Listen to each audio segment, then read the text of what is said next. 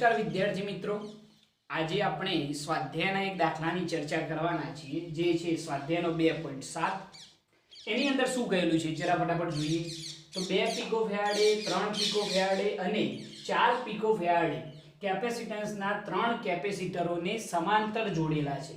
3 કેપેસિટરો જેને આપણે કેવા જોડેલા છે? સમાંતર જોડેલા છે. ત્રણેયના કેપેસિટન્સ આપણે લખીએ તો C1 બરાબર 3 પીકોફેરાડે, C1 બરાબર 2 પીકોફેરાડે, C2 બરાબર 3 પીકોફેરાડે અને C3 બરાબર 4 પીકોફેરાડે. આવા 3 કેપેસિટરો છે જેને કેવા જોડેલા છે? સમાંતર જોડેલા છે. હવે આપણને ખ્યાલ છે કે સમાંતર જોડાણ કેવું હોય, યાદ છે ને? આપણે આ રીતનું હશે સમાંતર જોડાણ. સમજી લો કે આ પહેલું કેપેસિટર,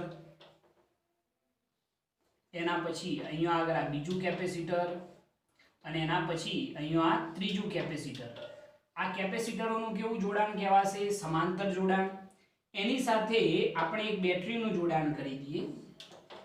આ રીતે એક બેટરી છે ને અહીંયા આગળ એક કર જોડી દઈએ. બરોબર છે? હવે અહીંયા જોજો કે અહીંયા આગળ 3 કેપેસિટરોના કેપેસિટન્સ આપણને આપેલા છે. પહેલું કેપેસિટર જે છે એનું કેપેસિટન્સ C1 બરાબર 2 પીકોફેરાડે છે. બરોબર. એના પછી બીજું જે કેપેસિટર છે એનું કેપેસિટન્સ 3 પીકોફેરાડે છે અને ત્રીજું કેપેસિટર જે છે એનું કેપેસિટન્સ 4 પીકોફેરાડે છે. અને આ ત્રણેયને કેવા જોડેલા છે? સમાંતર જોડેલા છે. હવે આના ઉપરથી ક્વેશ્ચન કરેલા છે. પહેલો ક્વેશ્ચન કે સંયોજનનું કુલ કેપેસિટન્સ કેટલું થશે? તો પહેલા ક્વેશ્ચનનો જવાબ લખીએ તો અહીંયા કેપેસિટરોનું સમાંતર જોડાણ હોય તો સમતુલ્ય કેપેસિટન્સ માટે દરેક કેપેસિટરનો સીધો શું થાય? સરવાળો થાય. મેં તમને આ વસ્તુ સમજાવેલી છે કે કેપેસિટરોનું જો શ્રેણી જોડાણ હોય તો સમતુલ્ય કેપેસિટન્સ 1/C બરાબર 1/C1 + 1/C2 એમ છેક સુધી હશે. અને જો કેપેસિટરોનું સમાંતર જોડાણ હોય, કેપેસિટરોનું કેવું? સમાંતર જોડાણ હોય તો સમતુલ્ય કેપેસિટન્સ C બરાબર C1 + C2 + C3 એમ છેક સુધી હશે. અહીંયા આગળ કેપેસિટરોનું સમાંતર જોડાણ છે, જેથી સમતુલ્ય કેપેસિટન્સ આપણે જો કહેવું હોય તો સંયોજનનું કુલ કેપેસિટન્સ અથવા તો સમતુલ્ય કેપેસિટન્સ આપણે જો કહેવું હોય, કેપેસિટન્સ કેટલું થશે? C બરાબર C1 + C2 + શું થઈ જાય? C3. દરેક કેપેસિટન્સનો સીધો શું થઈ જાય? સરવાળો. તો સમતુલ્ય કેપેસિટન્સ C બરાબર, ચલો C1 કેટલા? 2 પીકોફેરાડે, C2 કેટલા? 3 અને C3 કેટલા? 4 પીકોફેરાડે. તો કુલ કેપેસિટન્સ કેટલું થઈ જાય? 4 ને 3 7 ને 2 9 પીકોફેરાડે. જેને ફેરાડેમાં કન્વર્ટ કરીએ તો 9 × 10⁻12 શું થઈ જાય? ફેરાડે થઈ જશે. બરોબર છે? આ સમતુલ્ય કેપેસિટન્સ થઈ ગયું. પહેલા ક્વેશ્ચનનો જવાબ થઈ ગયો છે. હવે બીજો ક્વેશ્ચન, જો આ સંયોજનને 100 વોલ્ટના સપ્લાય સાથે જોડવામાં આવે તો દરેક કેપેસિટર પરનો વિદ્યુતભાર કેટલો? આ જે સમાંતર જોડાણ છે એની સાથે કેટલા વોલ્ટનો સપ્લાય? 100 વોલ્ટનો સપ્લાય જોડવામાં આવે તો દરેક કેપેસિટર પરનો વિદ્યુતભાર કેટલો હશે એ આપણે શોધવાનો છે. તો આપણને ખ્યાલ છે કે જ્યારે કેપેસિટરોનું સમાંતર જોડાણ હોય તો એ વખતે દરેક કેપેસિટર પરના બે પ્લેટ વચ્ચે વિદ્યુત સ્થિતિમાનનો તફાવત તો સમાન હશે, એટલે કે 100 વોલ્ટ જ હશે. પરંતુ દરેક કેપેસિટર પરનો વિદ્યુત ભાર કેવો હશે? જુદો હશે. આના પરનો કેવો હતો? Q1, આના પરનો Q2, આના પરનો Q3. તો અહીંયા આગળ આપણે જો કહેવું હોય તો આપણે જાણીએ છીએ કે કેપેસિટન્સ C બરાબર શું થાય? કેપેસિટન્સ C બરાબર Q/V. બરોબર છે? તો એના ઉપરથી લખવું હોય તો Q બરાબર શું થઈ જાય? CV. કોઈ પણ કેપેસિટર પરનો વિદ્યુતભાર શોધવા માટે આ સૂત્રનો યુઝ આપણે કરીશું. તો અહીંયા દરેક કેપેસિટર પરનો વિદ્યુતભાર કેવો હોય તો સૌપ્રથમ પ્રથમ કેપેસિટર પરનો વિદ્યુતભાર જો આપણે કહેવું હોય તો શું થાય? ચલો પહેલા કેપેસિટર માટે C1 બરાબર Q1/ શું થાય? V. આવું સૂત્ર બને ને આના ઉપરથી. બરોબર? વોલ્ટેજ સપ્લાય તો દરેક પર સમાન હશે પરંતુ વિદ્યુતભાર જુદો હશે. તો પ્રથમ કેપેસિટર પરનો વિદ્યુતભાર Q1 બરાબર C1 * શું થઈ જાય? V. તો Q1 બરાબર, ચલો C1 કેટલા છે? 2 પીકોફેરાડે એટલે 2 ગુણ્યા 10 ની માઈનસ 12 ઘાત ફેરાડે. ફેરાડેમાં લખીશું અને વોલ્ટેજ સપ્લાય કેટલો છે 100 વોલ્ટ. તો Q1 આપણને મળી જશે. અહીંયા આગળ આપણે લખીએ કે Q1 કેટલો મળશે, જે પ્રથમ કેપેસિટર પરનો વિદ્યુતભાર છે. તો Q1 બરાબર કેટલા થઈ જશે, 2 ગુણ્યા 10 ની માઈનસ 10 ઘાત થઈ જાય. 2 ગુણ્યા 10 ની માઈનસ 10 ઘાત કુલમ થઈ જશે. બરોબર છે, આટલો વિદ્યુતભાર થશે. તમારે ચેક કરવો તો કરી જોજો, પહેલાનો જવાબ આટલો આવશે. બરોબર. સેમ એ રીતે બીજા કેપેસિટર પરનો વિદ્યુતભાર કેવો હોય, તો બીજા કેપેસિટર પરનો વિદ્યુતભાર, ચલો હવે તો સૂત્ર ડાયરેક્ટ આ એપ્લાય કરીએ. તો Q2 બરાબર શું થઈ જાય, C2 * V. Q બરાબર CV પરથી તો બીજા કેપેસિટર પરનો વિદ્યુતભાર Q2 બરાબર, ચલો C2 કેટલા 3 પીકોફેરાડે એટલે 3 ગુણ્યા 10 ની માઈનસ 12 ઘાત ફેરાડે થઈ જાય, ગુણ્યા વોલ્ટેજ સપ્લાય કેટલું 100. તો Q2 બરાબર અહીંયા કેટલા થઈ જશે, 3 ગુણ્યા 10 ની માઈનસ 10 ઘાત કુલમ થઈ જશે.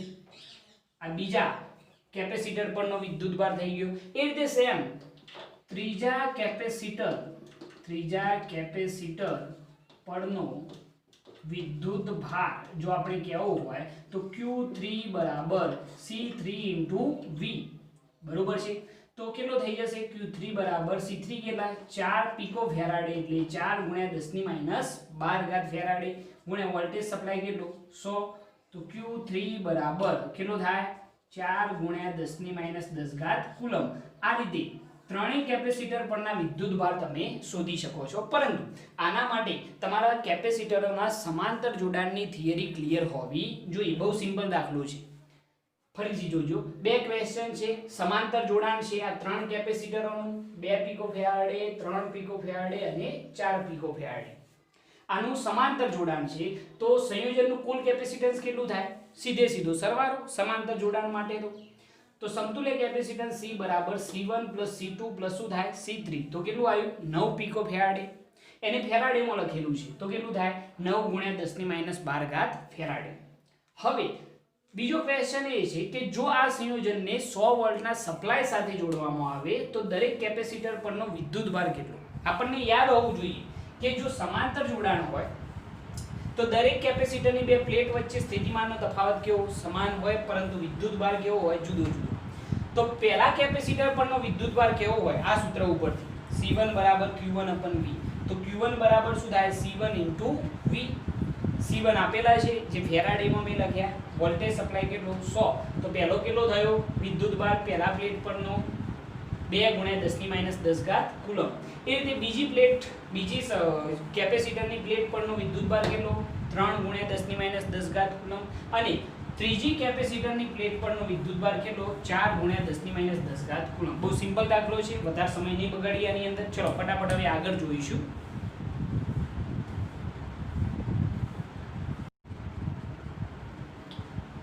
ઓકે, હવે સ્વાધ્યાયનો 2.8. તો એની અંદર આપણને એમ કહેલું છે કે બે પ્લેટો વચ્ચે હવા હોય તેવા સમાંતર પ્લેટ કેપેસિટરમાં દરેક પ્લેટનું ક્ષેત્રફળ 6 ગુણ્યા 10 ની માઈનસ 3 ઘાત મીટર સ્ક્વેર હોય અને બે પ્લેટો વચ્ચેનું અંતર 3 મિલીમીટર છે. તો આ કેપેસિટરનું કેપેસિટન્સ ગણો. પહેલા આ કામ આપણે કરી દઈએ કે બે પ્લેટ વચ્ચે શું હોય, હવા હોય.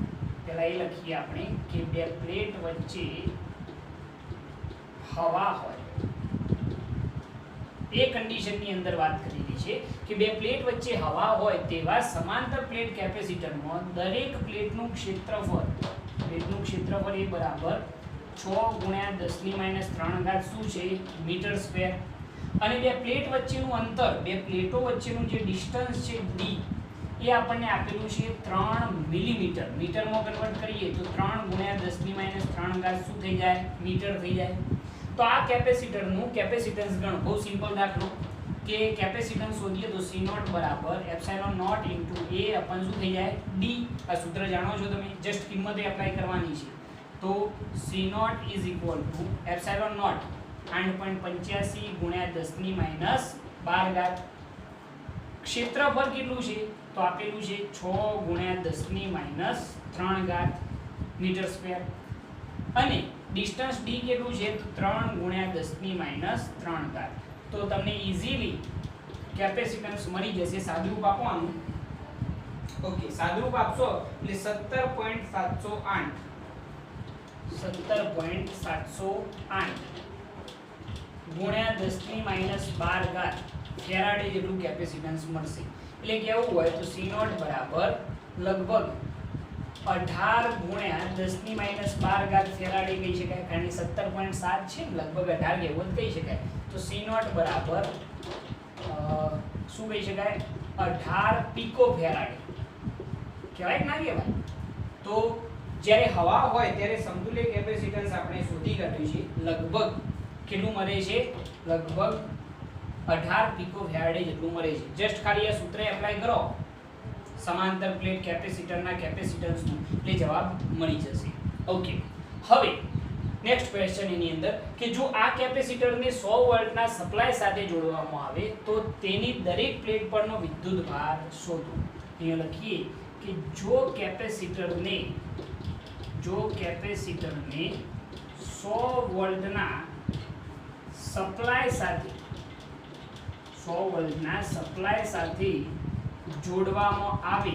જોડવામાં આવે તો દરેક પ્લેટ પરનો વિદ્યુતભાર Q બરાબર CV. તો Q બરાબર C0 ઇન્ટુ શું થશે V. તો વિદ્યુતભાર Q બરાબર C0 આપણે શોધેલા છે 18 પીકો ફેરાડે એટલે 18 ગુણ્યા 10 ની માઈનસ 12 ઘાત ફેરાડે થઈ જાય. બરોબર છે. અને વોલ્ટેજ સપ્લાય કેટલો છે 100 વોલ્ટ એટલે દરેક પ્લેટ પરનો વિદ્યુતભાર કેવો હોય તો Q બરાબર 18 ગુણ્યા 10 ની માઈનસ 10 ઘાત કુલમ થઈ જશે. આટલો વિદ્યુતભાર સમાંતર પ્લેટ કેપેસિટર પર રહેલો હશે.